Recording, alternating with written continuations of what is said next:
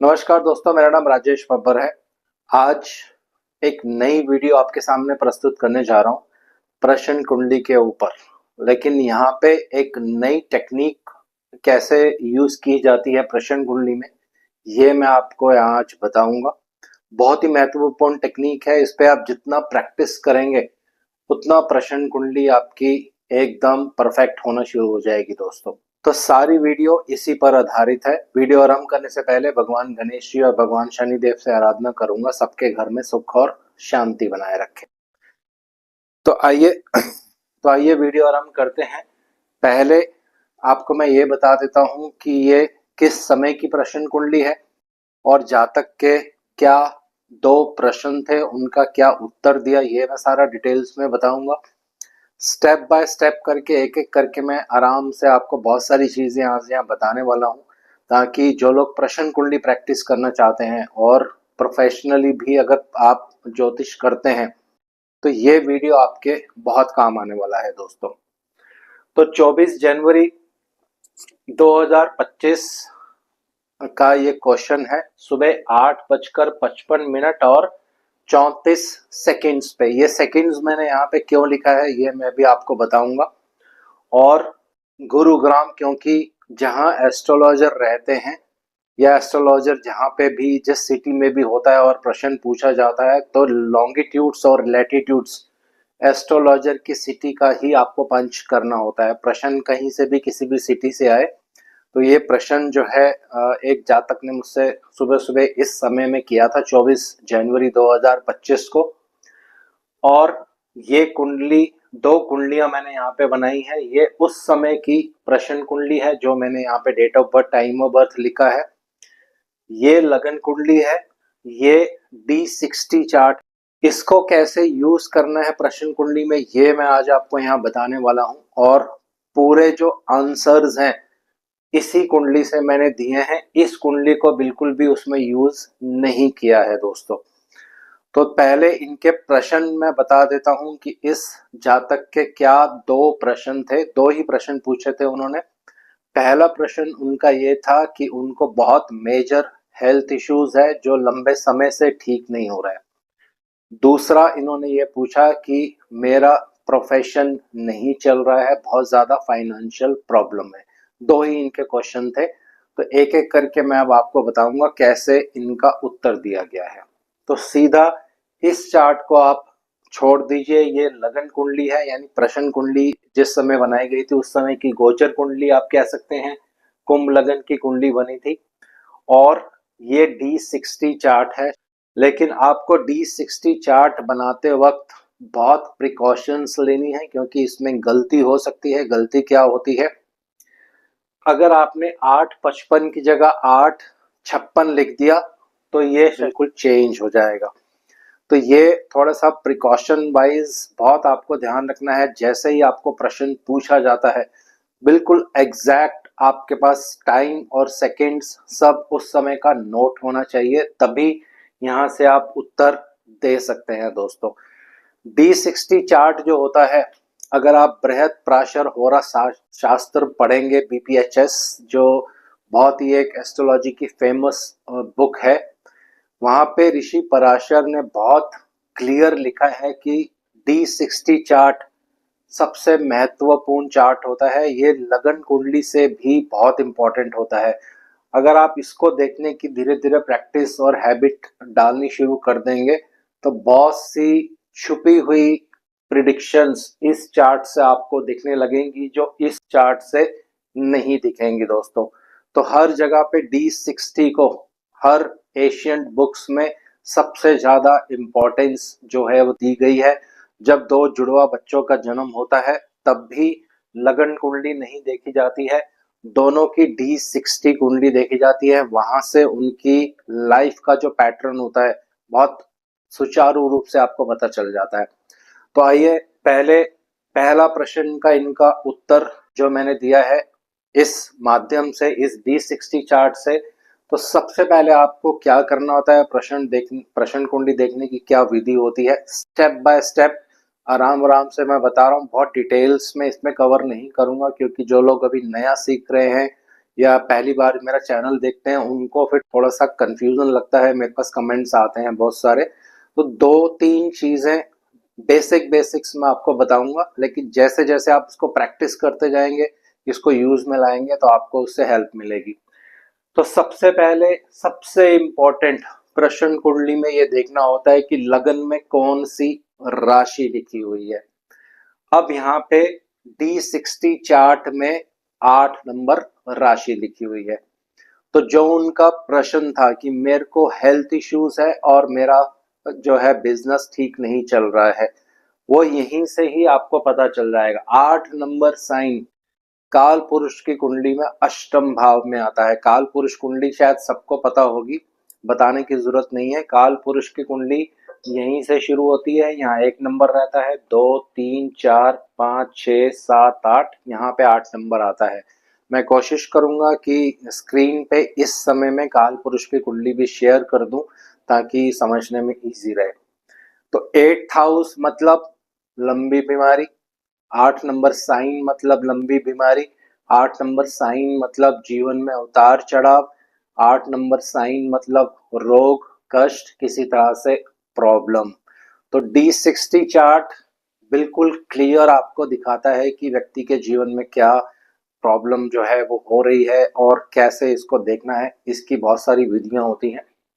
तो पहली विधि मैंने आपको ये बता दी, लगन में जो राशि है वो सबसे ज्यादा महत्वपूर्ण होती है प्रश्न कुंडली में।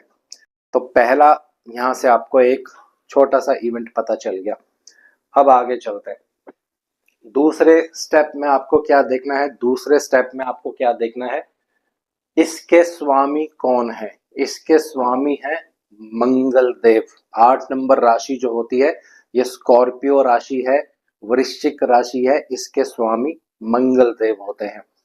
अब दूसरे स्टेप में आपको क्या देखना है कि इसके स्वामी कहाँ जाकर बैठे, किस राशि में जाकर बैठे, किसके साथ उन्होंने युति कर ली और कौन कौन उन पे दृष्टि डाल रहा है। तो आइए यहां देखते हैं। लगन के स्वामी यानी इस 8 नंबर के स्वामी मंगल देव पंचम भाव में बैठे हैं वक्री होकर। तो जब भी प्रश्न कुंडली में लगन के स्वामी वक्री हो जाते हैं तो इसका मतलब बिल्कुल क्लियर होता है कि ये पर्सन प्रॉब्लम से रिलेटेड क्वेश्चन पूछने ही वाला है आपसे। तीसरा, मंगल देव राहु केतु एक्सिस में फंसे हुए हैं, साथ में राहु है और यहाँ केतु है। तो ये तीसरा नियम प्रश्न कुंडली का, जब भी लगन के स्वामी राहु के साथ युति कर ले यानी राहु केतु एक्सिस में आ जाए तो इसका मतलब सीवियर प्रॉब्लम है जातक को जो आपसे प्रश्न पूछ रहा है।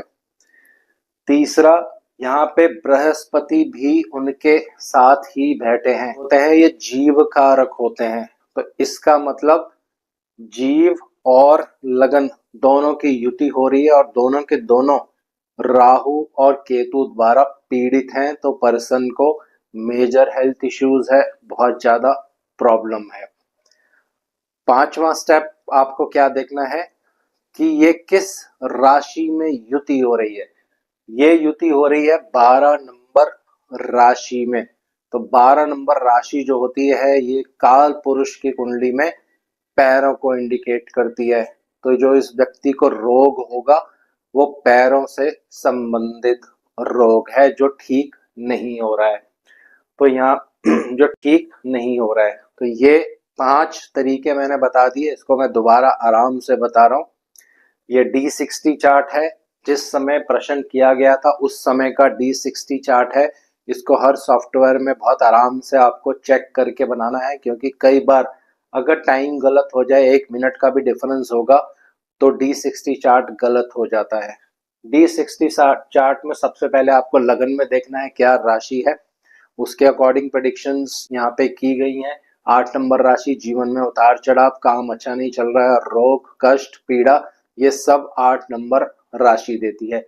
इसके स्वामी मंगल देव 12 नंबर साइन में जो पैरों को इंडिकेट करता है, राहु केतु एक्सिस में मतलब सीवियर प्रॉब्लम है, साथ में जीव कारक गुरु भी है, इसका मतलब बहुत ज्यादा सीवियर प्रॉब्लम है।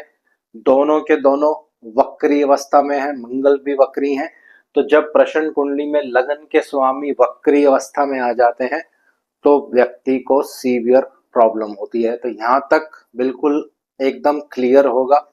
अब आगे चलते हैं और इस कुंडली में क्या देख सकते हैं ये मैं अब आपको बताता हूँ। इस कुंडली में दूसरे भाव के जो स्वामी हैं, यानी धन के जो स्वामी हैं, पैसे के जो स्वामी हैं, क्योंकि इनका दूसरा क्वेश्चन था फाइनेंशियल प्रॉब्लम हो रही है, काम अच्छा नहीं चल रहा है। तो यहाँ आप देखेंगे दूसरे घर के स्वामी स्वयं बृहस्पति देव ही हैं, यानी पैसे के स्वामी बृहस्पति देव हैं जो वक्री अवस्था में है। जब भी जिस भी भाव के स्वामी वक्री होंगे उस भाव में व्यक्ति को प्रश्न कुंडली में पीड़ा होती है। और बाकी कॉम्बिनेशंस आपके सामने हैं। राहु केतु एक्सिस की वजह से ये प्रॉब्लम है। एक बार मैं जल्दी से सारे ग्रह यहाँ बोल देता हूँ, क्षमा चाहता हूँ बीच में पहले बोल नहीं पाया। 7 नंबर में शनि है, बुध है, ये राहु है, मंगल देव है, बृहस्पति देव है, शुक्र देव है, चंद्र, सूर्य और केतु, ये सब 6 नंबर राशि में है दोस्तों। तो दोनों चीजें मैंने आपको यहाँ पे बता दी, किस तरह से फाइनेंशियल प्रॉब्लम है और हेल्थ इश्यूज जैसे मैंने आपको पहले बता दिया। अब इसी से रिलेटेड फाइनेंशियल प्रॉब्लम हमें पता चल गई, क्योंकि सेकंड लॉर्ड कुंडली का धन के जो स्वामी बनेंगे वो बृहस्पति बनेंगे, वो पीड़ित है। अब ये काम भी नहीं चल रहा है, इसका क्या कॉम्बिनेशन है, तो उसके लिए हम क्या करेंगे, 10वें घर के स्वामी सूर्य देव, यहाँ पे सूर्य देव भी आप देखेंगे राहु केतु एक्सिस में पीड़ित अवस्था में है। तो किसी भी तरह से आप देखेंगे कहीं से भी पॉजिटिव फैक्टर अभी नजर नहीं आ रहा है। हेल्थ इश्यूज, 10th लॉर्ड भी पीड़ा में है, सेकंड लॉर्ड भी पीड़ा में है, पंचम भाव के स्वामी बृहस्पति वे स्वयं वक्री हैं। तो व्यक्ति का माइंड भी अभी थोड़ा सा कंफ्यूज है।